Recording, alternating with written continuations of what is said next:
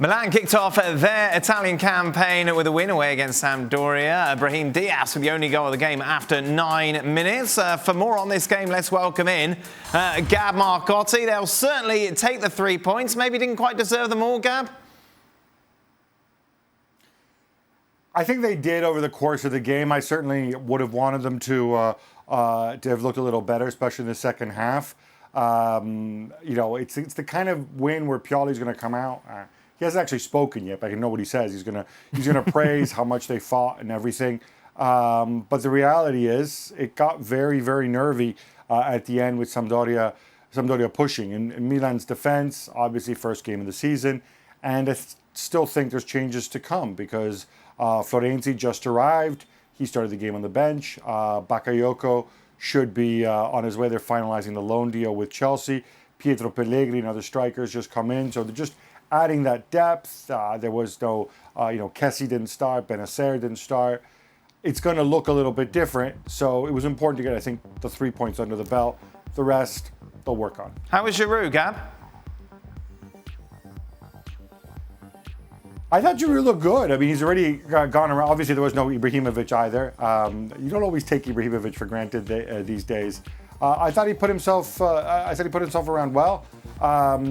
He's already asked teammates to call him Oliviero rather than Olivier. That's how badly he wants to fit in Milan. And it's understandable. He's a handsome, well-dressed man.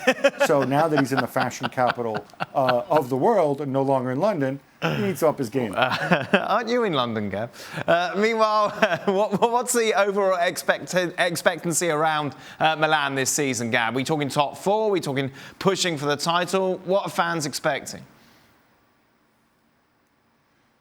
I think fans look for progress compared to last year. I think, there's still a general perception that maybe they're not ready to fight for the title just yet, especially because, they lost two players in Hakan Çalhanoğlu and obviously Gigio Donnarumma, who were two important players to them. Now, for me personally, I don't think Çalhanoğlu is as big a loss as people make it out to be. And I think in both cases, him and Donnarumma, I think, they did well to stand firm and not get held to ransom over the contracts. I think Mike Maignan is going to be a very good goalkeeper. Maybe not to Donnarumma's level, but I don't think there's going to be issues there. So I expect them to progress. I think one of the keys is going to be, obviously, some of these new guys that they get in, but also, are they going to get something from Tonali this year? Are they going to be able to lock up Kessie to that contract because he's so important as really the engine? They're going to need some more depth, I think, in the middle of the park, which is why Bakayoko is coming in.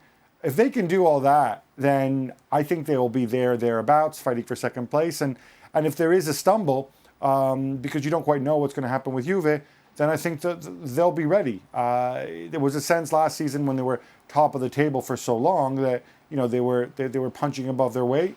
So maybe this is the season that they take another little step forward.